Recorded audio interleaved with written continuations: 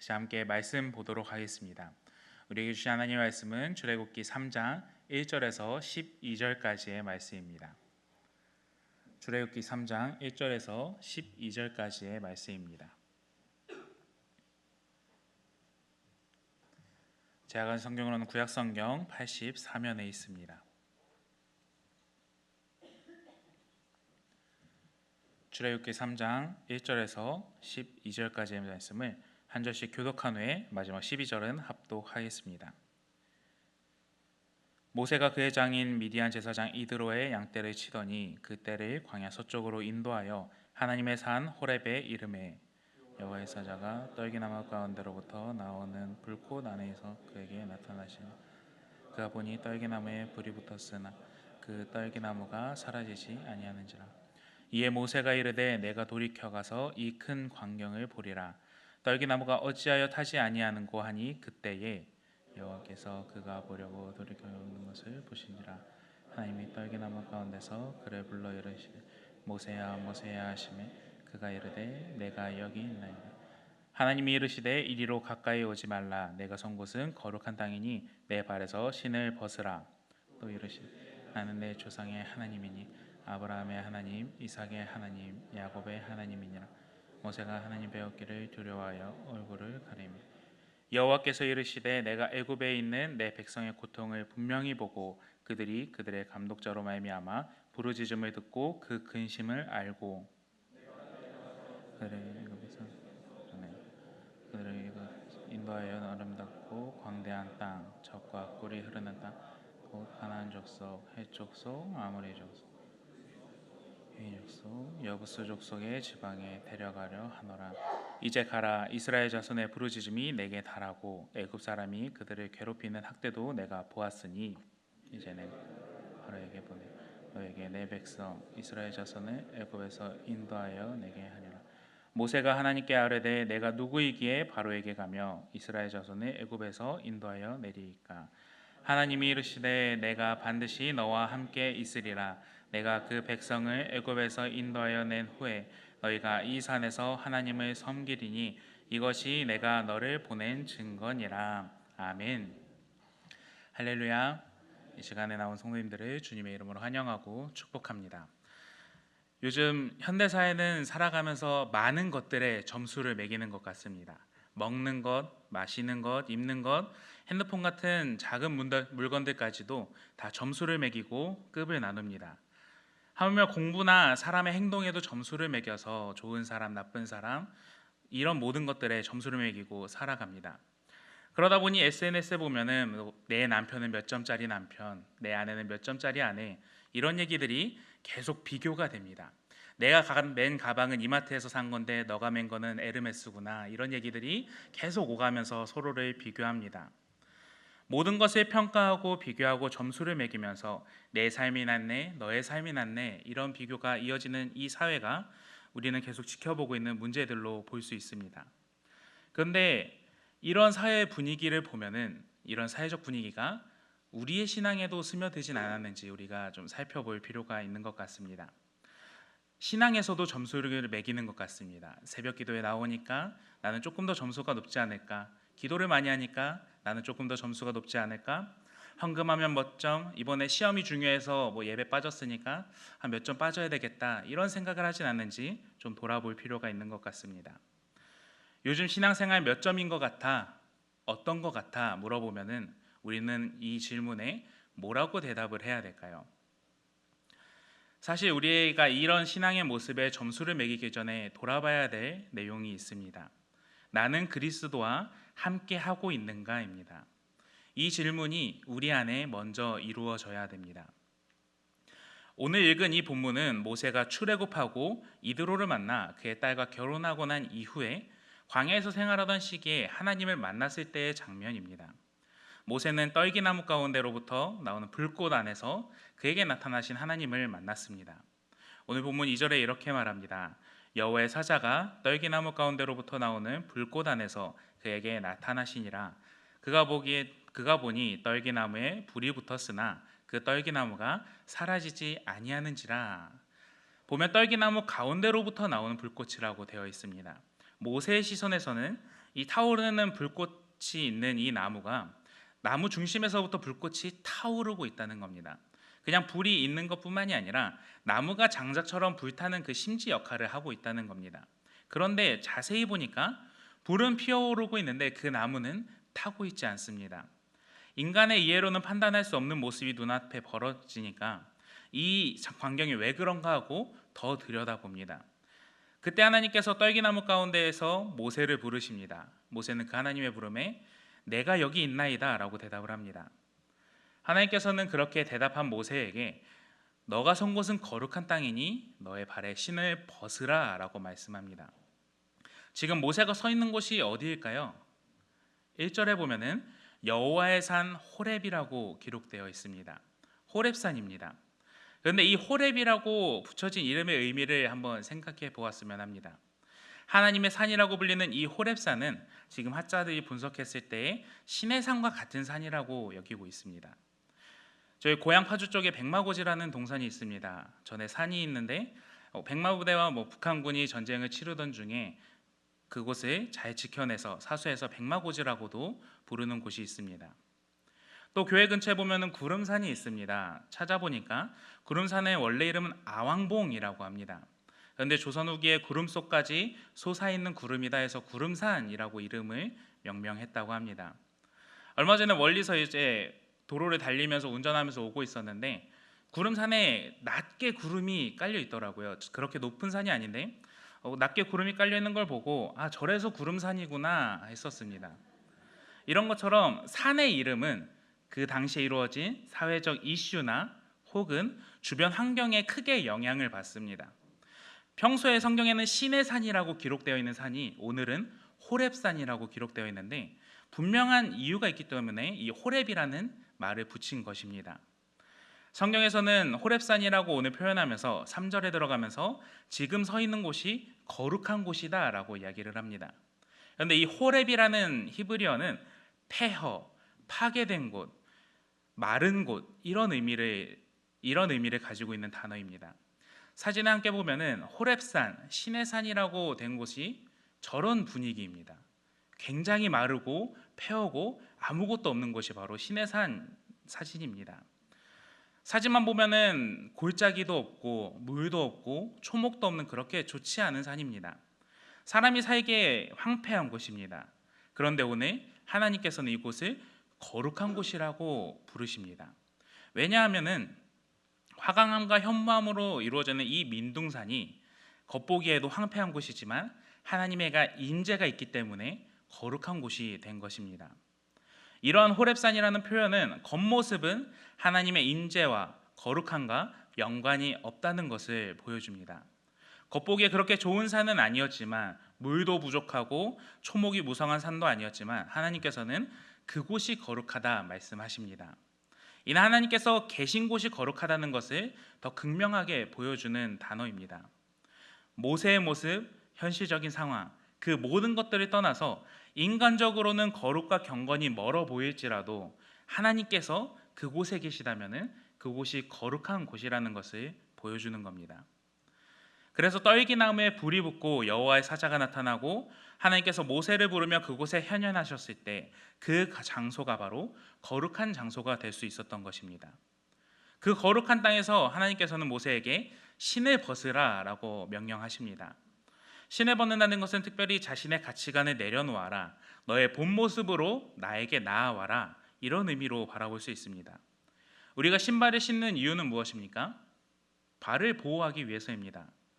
나의 피로를 덜어주려고 신을 신기도 합니다. 그리고 요즘에는 신발이 나를 드러내는 물건으로도 자리 잡았습니다. 나의 개성이나 패션의 한 요소로서 나를 드러내는 모습으로도 이 신발을 신습니다. 이는 사람의 모습과도 같습니다. 우리는 살아가면서 마음에 쿠션을 하나씩 끼고 있다고 합니다. 다른 사람으로부터 상처받지 않으려고, 나를 보호하고 지키려고 그런 감정적인 완충 역할을 하기 위해서 한 가지씩 쿠션이나 벽을 세우고 있다고 합니다. 이것이 때로는 배려라는 모습으로 나타나기도 하고 혹은 외면이라는 모습으로도 나타나기도 합니다. 겉과 속이 다른 모습으로도 나타나기도 합니다. 또 내 몸에 나의 개성과 나를 꾸미는 외적인 요소들이 나를 잔뜩 감싸고 있습니다. 하나님께서는 모세에게 너의 이런 모든 것들을 내려놓고 내적인 모습이나 외적인 모든 것들을 내려놓고 너의 본 모습 그대로 나에게 나오라 라고 이야기하는 것입니다. 고대 근동 문화에서는 신을 벗는다는 것은 내 권리와 소유를 내려놓는 의미로도 사용되었다고 합니다. 결국 하나님께서는 모세에게 너는 내 앞으로 있는 그대로 나아오라는 것입니다. 겉으로 꾸미는 모습, 마음에 감추는 것 없이 너의 본 모습 그대로, 내가 창조한 너의 모습 그대로 나아오라는 것입니다. 또 6절에 이렇게 기록합니다. 또 이르시되 나는 내 조상의 하나님이니 아브라함의 하나님, 이삭의 하나님, 야곱의 하나님이라. 모세가 하나님 배우기를 두려워하여 얼굴을 가리매라고 이야기합니다. 조상의 하나님, 아브라함의 하나님, 이삭의 하나님, 야곱의 하나님이라고 말씀하십니다. 모세, 지금 너가 만나고 있는 나는 너의 하나님이자 너의 조상들이 믿었던 하나님이자 지금 저 땅에서 고통받고 있는 애굽 땅에 있는 너희 동포들이 믿는 하나님이다 이야기하는 겁니다. 단순히 무응답으로 일관되고 세상 사람들이 믿는 그런 미신이 아니라 아무 말씀 없이 기적도 보이지 못하고 허공에 대고 이름만 부르는 그런 이방신이 아니라 너희의 조상 때부터 같이 해왔던 그런 하나님이다, 여호와 하나님이다, 이것을 말씀하는 겁니다. 모세는 거룩한 분이시자 함께 하신 하나님이라는 존재를 깨닫고 황급히 얼굴을 가립니다. 하나님과 모세의 모습을 보면 하나님께서는 우리가 순수한 모습으로 하나님 앞에 나오길 바라신다는 것을 발견할 수 있습니다. 겉모습으로 드러나는 나의 모습이 아니라, 내가 감추어두는 그런 모습이 아니라 나의 본 모습, 나의 영의 본 모습으로 하나님 앞에 나오길 바라고 계신 것입니다. 하나님께서는 폐허와 같은 우리의 삶 가운데 임재하시며 우리를 초청하실 때 나에게 나아오라 할 때 너의 본 모습으로 나아오라 이야기합니다. 다른 사람에게 보이기 위하여서, 자랑하기 위하여서, 혹은 자신의 약한 모습을 감추기 위해서 그렇게 신는 신발과 같은 모습들을 다 내려놓고 너의 가치관, 생각 모든 것들을 내려놓고 나의 앞에 나아오라는 것입니다. 사랑하는 성도 여러분, 처음에 서두에 우리의 신앙은 몇 점일까요? 라는 질문을 했었습니다. 그런데 하나님께서는 우리에게 너의 신앙이 몇 점이니? 라고 이야기하시지 않습니다. 우리가 살아갈 때 중요한 신앙의 자세 중 하나는 내가 이것도 잘하고 저것도 잘하고 많은 것들을 해서 난 100점짜리 신앙이야 이렇게 말하는 것이 아니라 하나님 앞에 내가 나아갔느냐 나아가지 않느냐입니다. 내가 생각할 때 나는 한 70점 정도 되니까 좀 안심하고 신앙생활 해도 돼, 혹은 나는 한 40점이니 더 노력해야 돼, 이런 것이 아니라 내가 하나님 앞에 나아갔느냐가 중요한 것입니다. 물론 직분을 받고 본을 보이며 봉사에 열심히 참여하는 모습은 우리에게 중요한 부분입니다. 무시할 수 없는 부분입니다. 하지만 우리가 그렇게 본을 보이며 봉사에 참여하며 섬기며 나아갈 때 우리는 순수한 모습으로 하나님 앞에 먼저 나아가고 있는지 돌아봐야 됩니다. 그렇게 우리가 하나님 앞에 순수한 모습으로 나아갈 때 첫 번째 반응은 나는 죄인이로소이다 고백하는 겁니다.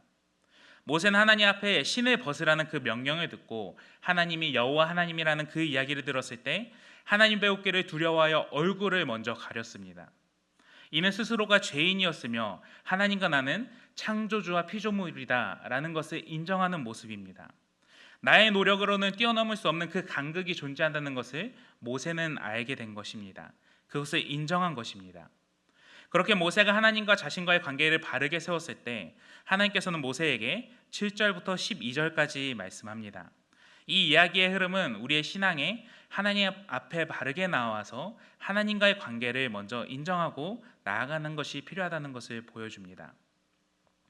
또 이어서 7절에 보면은 하나님께서는 백성들의 고통, 그들의 고충, 삶의 문제, 어려움들 모든 것들을 알고 있다고 이야기하십니다. 내가 묵묵히 때를 기다리며 너희와 함께 있으면서 너희의 기도를 내가 다 들었다라는 것입니다. 이 말씀은 우리에게 큰 위로가 됩니다. 하나님께서는 우리의 기도를 계속 듣고 계시다는 겁니다. 우리의 삶의 문제, 고통, 그 모든 것들에 하나님께서는 귀를 기울이고 계시다는 겁니다. 그리고 그냥 그것을 듣고 끝내는 것이 아니라 또 어떻게 하시는가? 8절과 10절에 이렇게 말씀합니다. 내가 내려가서 그들을 애굽인의 손에서 건져내고 그들을 그 땅에서 인도하여 아름답고 광대한 땅, 젖과 꿀이 흐르는 땅, 곧 가나안 족속, 헷 족속, 아모리 족속, 브리스 족속, 히위 족속, 여부스 족속의 지방에 데려가려 하노라. 10절입니다. 이제 내가 너를 바로에게 보내어 너에게 내 백성 이스라엘 자손을 애굽에서 인도하여 내게 하리라 말씀합니다. 우리가 하나님을 인정하고 하나님 앞에 나아갔을 때 하나님께서는 우리를 내 백성이라고 부릅니다. 내 자녀라고 부르십니다. 또 거기서 멈추시는 것이 아니라 우리의 삶의 답을 보여주십니다. 삶의 인도의 길을 안내해 주십니다. 하나님께서 내 백성이라 부르는 대상은 굉장히 큰 특권입니다. 하나님께서는 자신에게 기도하는 자들에게 단순히 듣고 그렇구나 라고 말씀만 하는 게 아니라 우리가 가는 길에 등과 빛으로 분명하게 갈 길을 보여주십니다. 시편 119편 105절에 주의 말씀은 내 발의 등이요 내 길의 빛이니이다 라고 분명하게 전하고 있습니다. 하나님께서는 우리가 가는 길의 등이자 빛이십니다. 우리의 갈 길을 밝히 보여주시는 하나님이십니다. 그런데 하나님께서 이렇게까지 말씀을 하셨는데 모세는 한편으로 자신 없는 모습을 보입니다. 11절에 내가 누구에게 바로에게 가며 이스라엘 자손을 인도하리까 이야기합니다. 하나님 앞에 나아가니 내가 내세울 게 아무것도 없는 것입니다. 내 신을 벗고 나니 하나님 앞에서 내가 가진 것이 아무것도 없는 것입니다. 그리고 모세의 상황을 보면은 이 광야에 나온 배경들을 보면은 자신감이 없을 만도 합니다. 모세는 광야에 나오기까지 쉽지 않은 여정을 보냈습니다. 히브리인을 위하여서 애굽인을 죽이는 선택을 했지만 히브리인들은 정작 너가 뭔데 우리의 삶에 개입하느냐 이야기합니다. 너가 뭔데 우리의 삶에 이렇게 행동하냐 이야기합니다. 그런 상황이기에 다시금 히브리인들의 삶에 개입하는 것이 두려움이 생기고 머뭇거릴 만합니다. 그런데 하나님께서는 모세의 이런 마음을 아시는지 12절과 같이 대답해 주십니다. 12절 말씀입니다. 하나님이 이르시되 내가 반드시 너와 함께 있으리라. 내가 그 백성을 애굽에서 인도하여 낸 후에 너희가 이 산에서 하나님을 섬기리니 이것이 내가 너를 보낸 증거니라 이야기하십니다. 내가 반드시 너와 함께 있고 후에 그들을 인도하여 폐허인 이곳에서 그 백성들이 나에게 예배를 드릴 때 나를 섬길 때 그것이 너를 인도한 증거라 라고 이야기하십니다. 믿는 자에게 폐허와 같은 이 사회에서 하나님의 백성이 하나님께 예배드리는 것은 믿음의 증거이자 구원의 증거입니다. 예배드리는 것, 하나님께 기도하는 것, 말씀 보는 것, 그런 모든 신앙의 모습들이 우리가 채점하듯이 점수를 매기며 이것은 10점, 저것은 5점 이렇게 말하는 것이 아니라 삶에서 드러나는 모든 신앙의 모습들은 하나님이 나를 인도하셨다는 증거가 된다는 것입니다. 성경에는 행위가 없는 믿음은 죽은 믿음이라고 분명하게 전합니다. 믿는 자에게 믿음의 행위는 반드시 나온다는 것입니다. 이처럼 믿는 자에게 신앙의 모습은 점수를 따서 남들에게 좋은 모습을 보이기 위하여서 행하는 것이 아니라 하나님께 구원받은 자로서 삶에서 드러나는 것들입니다. 그렇기에 우리가 하나님께 예배 드리는 이 모습이 하나의 구원의 증거가 될 수 있다는 겁니다. 이제 말씀을 정리하겠습니다. 사랑하는 성도 여러분, 우리는 몇 점짜리 신앙입니까? 이 질문을 들었을 때 우리는 이 질문을 신앙에서 지워야 됩니다. 오늘 말씀은 하나님 앞에서 신을 벗은 모세를 통해서 예배가 구원의 증거다라고 이야기하십니다. 하나님께서는 앞에 우리의 가치관, 생각, 방어 기제 그 모든 것들을 내려놓고 창조주와 피조물이라는 그 올바른 관계 속에 나왔을 때 우리와 함께 하시고 우리가 하나님께 드리는 예배가 구원의 증거라고 이야기하십니다. 그리스도인의 신앙은 점수로 매길 수 없습니다. 신앙은 가점제나 감점제가 아닙니다. 그리스도인의 신앙은 하나님과 동행하는가 동행하지 않는가로 나뉘어집니다. 내가 하나님을 인정하는가, 내가 하나님과 함께 있는가, 내가 구원받은 자녀로서 구원의 감격을 누리며 예배 가운데 참여하고 있는가, 그것이 중요한 것입니다. 우리가 신을 벗을 때 비로소 자신의 모습이 보입니다. 또한 우리가 신을 벗었을 때 비로소 하나님 앞에 바로 설 수 있습니다. 그럴 때 우리는 구원에 감격하며 그 은혜에 온전한 예배를 드릴 수 있고 우리가 비전을 발견할 수 있고 사명을 발견할 수 있는 것입니다. 사랑하는 성도 여러분, 삶 가운데 여러분들의 신을 벗어던지고 하나님 앞에 온전한 모습으로 나아가시길 소망합니다. 사람은 살아가면서 무언가 잘해야 된다라고 생각을 자주 합니다. 잘하는 게 중요하다 생각을 합니다. 그러다 보니 신앙생활도 잘해야 된다라고 여깁니다.